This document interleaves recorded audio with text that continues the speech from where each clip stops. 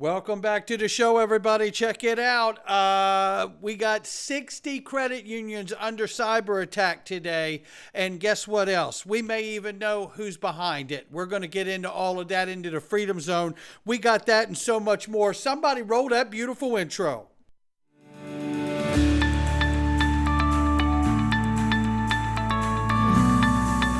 Digital Perspectives with Brad Kimes. Come on in.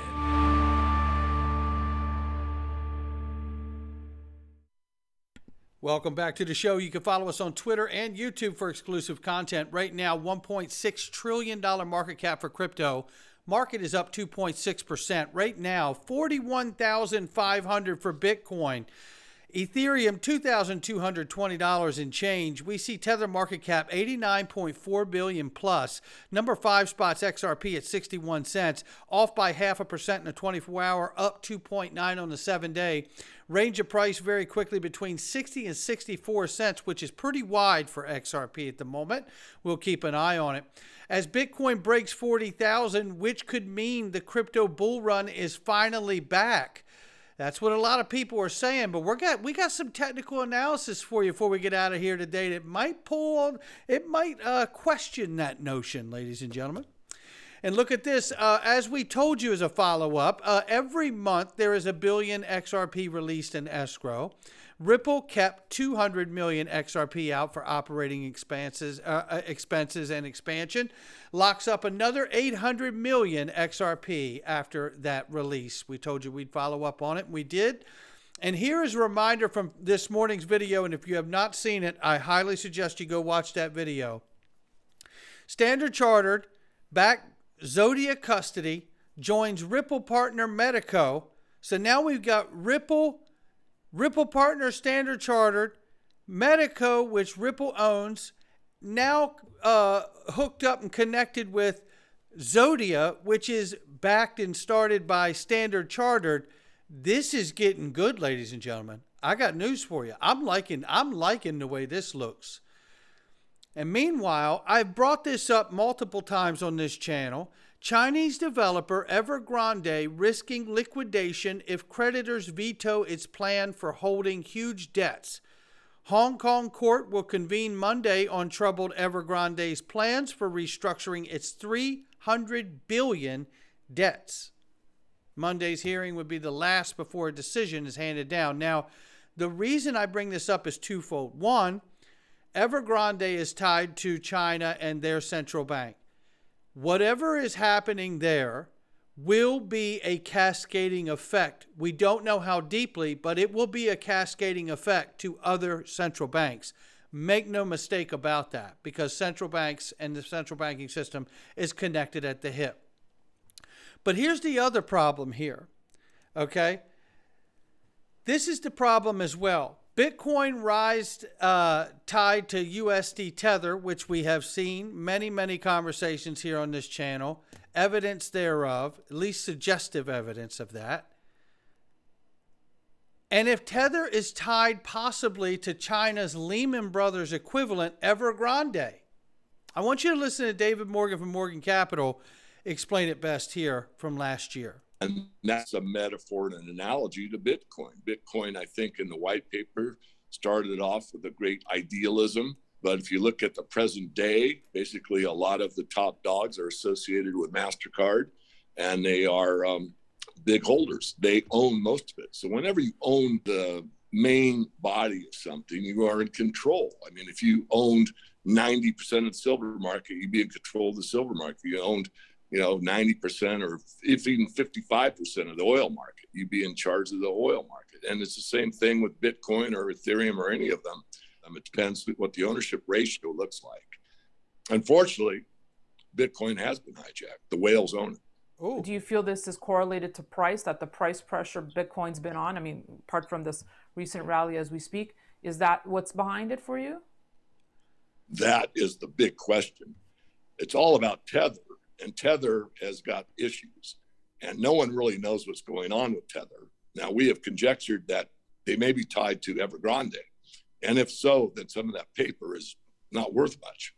And so as long as Tether can print indiscriminately they can send a Bitcoin price basically wherever they want to. But once it's discovered that Tether really is a Federal Reserve in disguise and just printing money out of thin air, if that's the case, and many believe it is, then Bitcoin's got a problem going forward. And there we have it. And that's where the conundrum lies, right?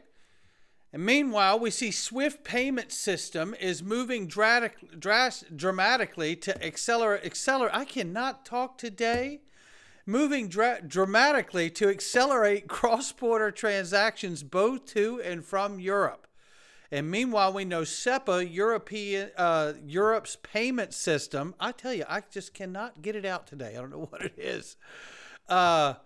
Has been pushed back with the ISO 20022 adoption to March of 2024, just 4.5 months or so away from us. So very excited to see all that happening. But we're seeing, look, I'm showing all of these, might feel a little sporadic today, but I'm showing all of this because I believe all of this is really kind of indirectly connected, right?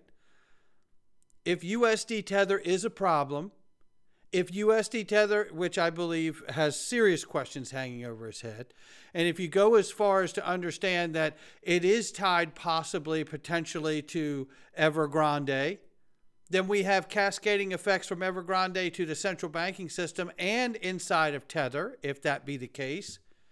Meanwhile, the payment rails, SWIFT, are trying to do what they can to remain relevant, powerful, and in control.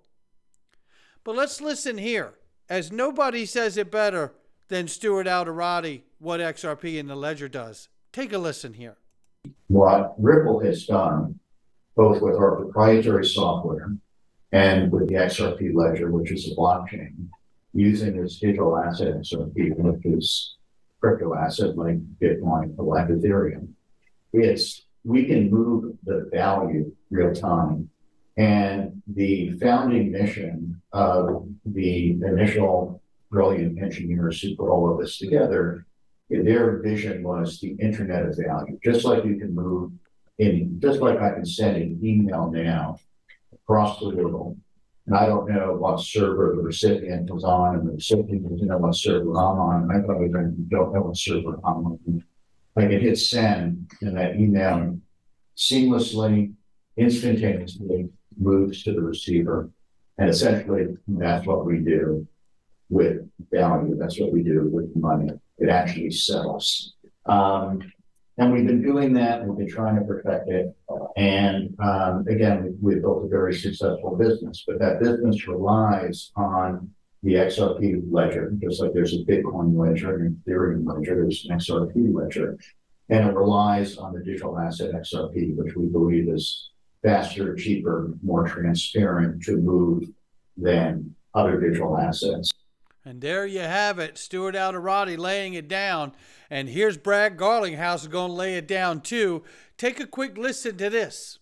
This is a throwback clip, but it's perfect for today. I think 100% of the examples you heard us all talk about were infrastructure. You know, I describe myself as we're a plumber to the global financial infrastructure. And that's not about going to Starbucks and using XRP to buy a coffee. Yeah. You could do that, hypothetically, and Starbucks could choose to accept that. But I don't think that's where we are. You know, Vitalik, one of the founders of the Ethereum ecosystem, he was on a panel at a Ripple event, and the question he was asked was, who's the competition? And he pulled out a $20 Canadian bill and said, this is the competition. Mm-hmm. I couldn't disagree more. If we go out and say we're going to attack the system or attacking fiat, at the same event we had Ben Bernanke come and speak, and he's like, look, central governments will control M1 money supply. This is fundamental to being a sovereign nation. And so this idea that I agree with Katie, like, I don't call it cryptocurrency. I refer to them as digital assets. Cryptocurrency suggests I'm going to go to Amazon and buy things with this. I think 100%. It's a great point, and it's why we say digital assets here when referring to XRP for sure. Reminder that the U.S. Federal Reserve unveils several recommendations in favor of XRP, over 111 mentions in public comment to the Federal Reserve about payments and infrastructure. Pretty remarkable. And so is this. This is an article that was just put out by Jeff Wilser here through CoinDesk. Jeff is an incredible writer, and not because this is just favorable and positive towards Brad Garlinghouse and Ripple, but because he's a great reporter. I have worked with this guy, and he is true to his word. I tell you that. And in a world of media and spin and narrative, I can tell you firsthand that Jeff Wilser tells the story and the whole story. And here he tells the whole story about Ripple co-founder emerged triumphant this year in legal cases which bring big implications for the future of cryptocurrency. He couldn't have done it alone without the XRP army, he says. And we go into this. I'm not going to read the whole thing. He got a chance to speak with Brad Garlinghouse, and he says here the reason for the proper party that happened in New York months earlier. It said Ripple CEO Brad Garlinghouse had promised that if they were victorious, the SEC lawsuit would throw a proper party to honor and thank the XRP community. He says. Here he says, I have profiled the XRP community, also known as the XRP Army, earlier this year.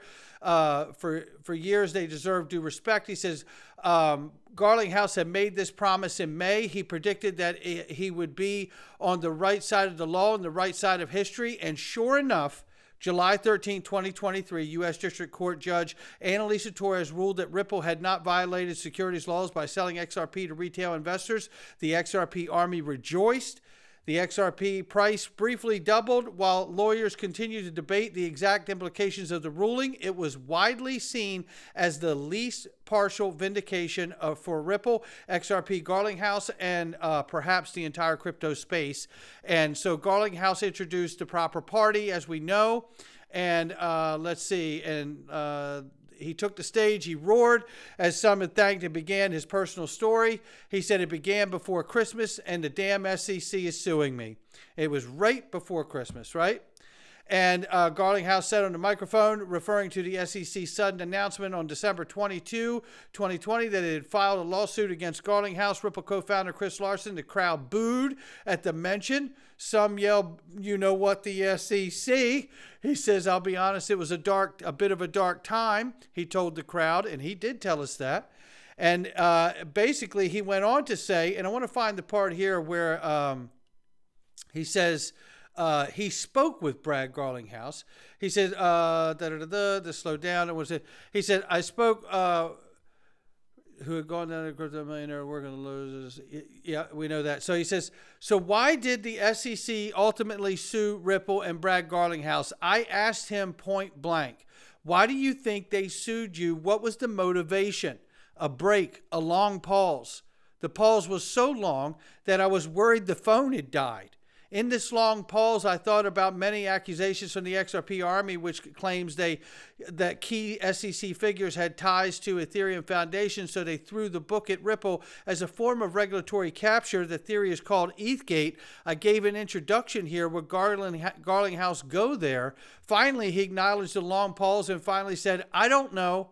He added, I think one day we'll know. He says, and that he found it quite incredulous that they would bring this case against Chris and I individually. He says, since the December 20 lawsuit, the Grinch who stole Christmas, as Garlinghouse called the SEC, it had been a painful 2 years for Ripple and XRP, but quietly, almost stealthily, he had been building, innovating, and creating partnerships. Ripple launched central bank digital currency platform and announced relationships with Hong Kong Monetary Authority, Taiwan's Fubon Bank, Georgia's National Bank, Dubai Financial Services Authority, and more. To outsiders, it seemed like XRP was a zombie project. Insiders felt that XRP was poised literally to take over the world's core banking infrastructure. There's still plenty of work to do before world domination, but by any measure, Garlinghouse can point to 2023 as a triumph. That's why he's an easy pick for this year's CoinDesk most influential list.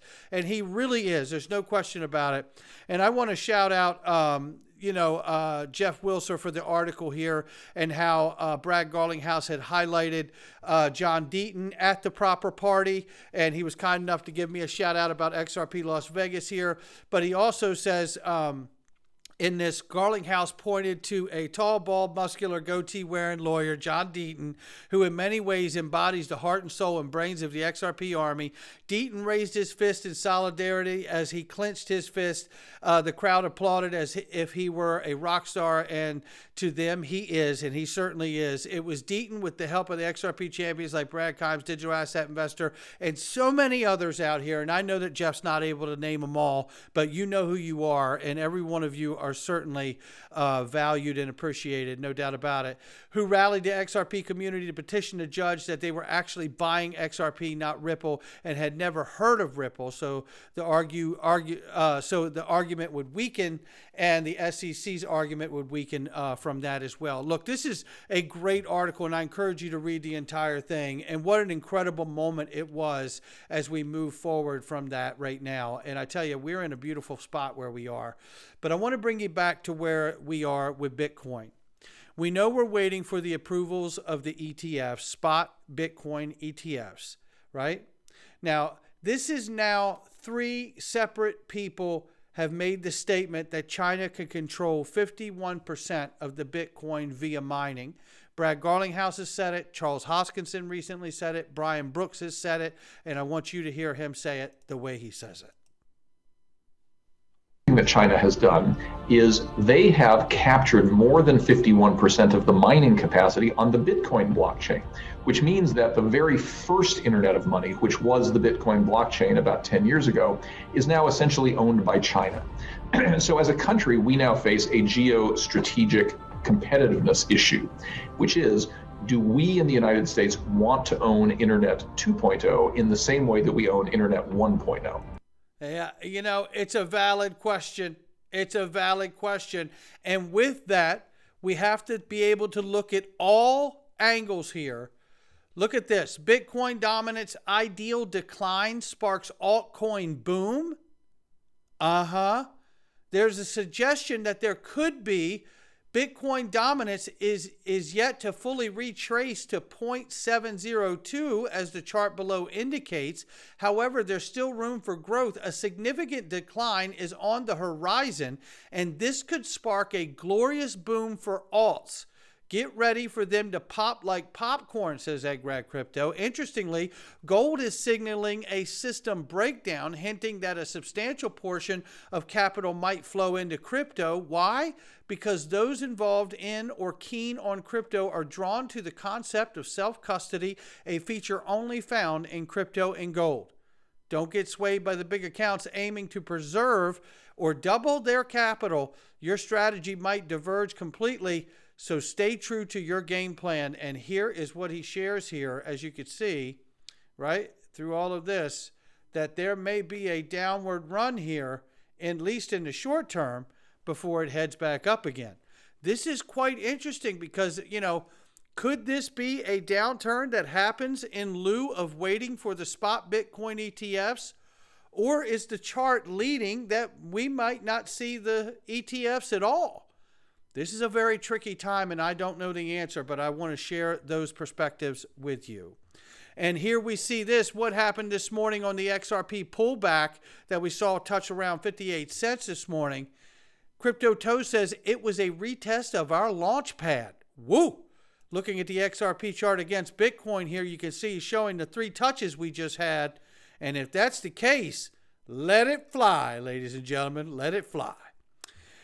Now we're getting ready to go into the Freedom Zone, and this is where we're going to talk to you about the World Economic Forum predicts cyber attacks. And just recently, in the last day here, over 60 credit unions experienced outages due to ransomware attacks. We're going to talk about that and so much more inside the Freedom Zone. All you got to do is click the link underneath the video, digperspectives.com, and join us. It is almost nothing to be a part of that group, and you aren't going to believe what you find when we get in there. We're getting ready to get started. Not financial advice from me or anyone else. I'll catch all of you on the next one.